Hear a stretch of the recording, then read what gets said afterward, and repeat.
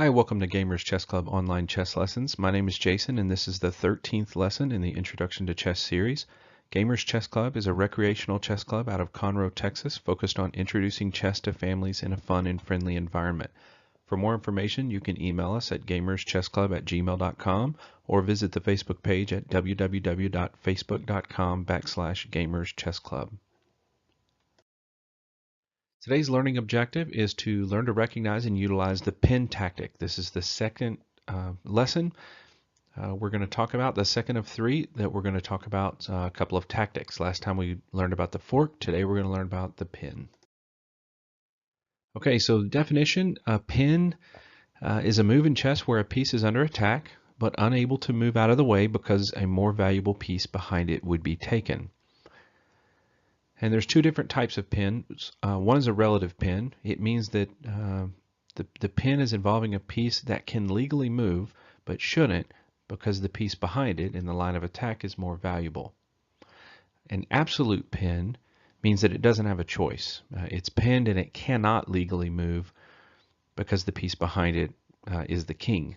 Okay, so the only difference between these is in neither, it shouldn't move in neither pin, but in one it could if it wanted to. Okay, here's our first example of an absolute pin.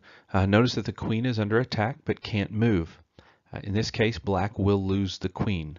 Okay, so the bishop has moved here to b3 and is attacking the queen. There's nothing to block the attack. There's no pieces that can come intervene. And the queen can't move out of the way because if it moves out of the way, the king would be in danger. So this is an absolute pin. It means that the queen absolutely cannot move away. So the only thing the queen can do right now is to go ahead and take the bishop just to get something for the loss. Then it will be taken by the pawn.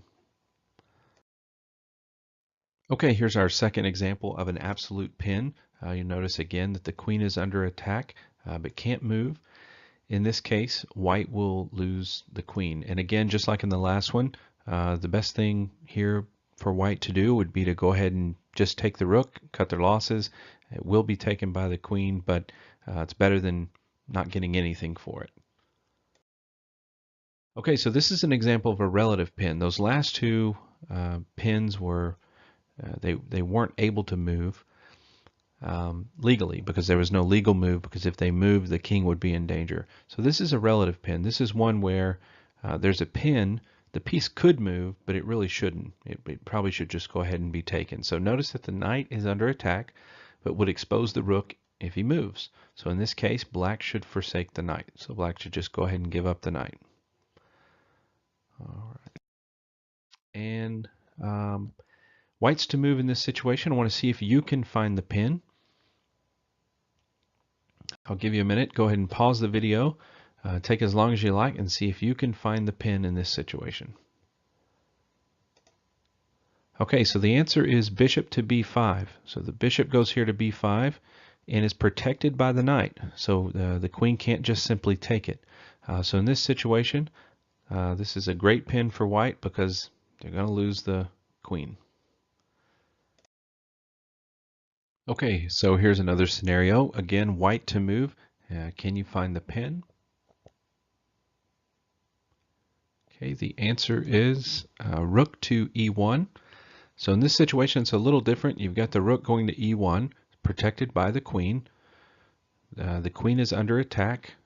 This time you do have a piece that could temporarily block it. So you could move the bishop here to e4, but then you could just take it with the rook and you'd still have a pin, this time protected by the pawn. So either way, that queen is not going to be able to make it. Okay, it's white's turn to move here. Can you find a way that a pin will help white gain a piece without having to trade?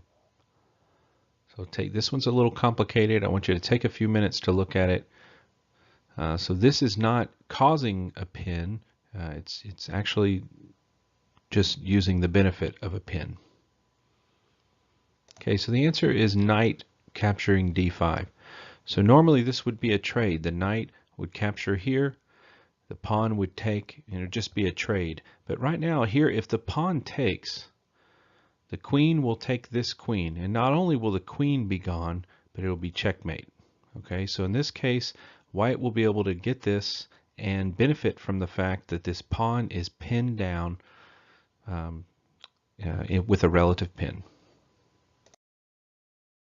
Okay, so it's white's turn to move here, and this time I want to see if you can find the checkmate that is caused by a pin. So again, this move doesn't cause the pin, or the piece that is moving doesn't cause the pin, but it benefits from it. So this one's kind of hard, but see if you can find checkmate in this situation. Go ahead and pause your video. Okay, so the answer is knight d6 checkmate. Okay, so the reason it's checkmate, you move the knight here. There's nothing to attack the knight. And it looks like this pawn could attack the knight, but it can't because if it moves out of the way, it would put the king in danger. And we know that's not a legal move. So that's why this would be checkmate. Okay, thanks for joining us. Look forward to talking to you about skewers in the next lesson.